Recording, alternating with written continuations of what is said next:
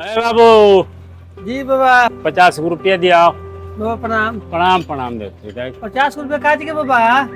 के 50 रुपया दी बस। बाबा, का होई पैसा दो भीख नहीं मांगत नहीं। फिर कहते रहो भीख मांगते नहीं महाराज, भीख हम मांगत नहीं की, हम डिजिटल जमाने के भिखारी हैं, तो ली आई 10 मोदी जी के रुपया। जमाने के भिखारी हैं, बात समझ ली। तो ली आई 10 रुपया। नहीं महाराज, ये 10 रुपया से मतलब नहीं के 50 रुपया दी। 50 को चाहिए। 50 को चाहिए। बाबा 50 जी फीस का 50 को। 50 को 5 को दुकान पर हम जाइले महाराज जी जी।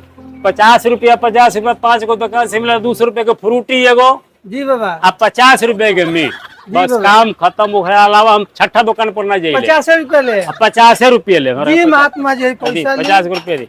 ली। 50 रुपया ए पर ना नो महाराज, हे पर हाँ। उ नगद हमरा चबे ना करी। हे पर डाल नगद ना? ना, हे ए पर बाबा, डाल। तो ई कौन भिखारी है रौदा? फिर कह दे कौन भिखारी है, हे ई पर कौन डाली ना, हली ना।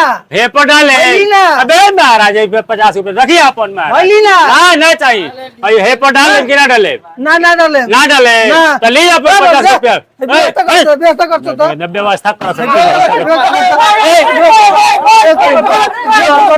अरे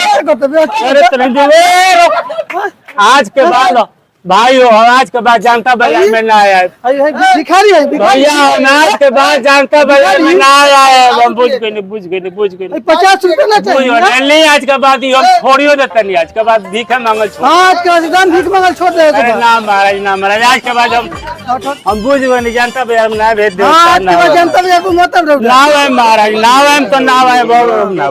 ढेर भिखारी वाला ही है। ठीक है, ठीक है।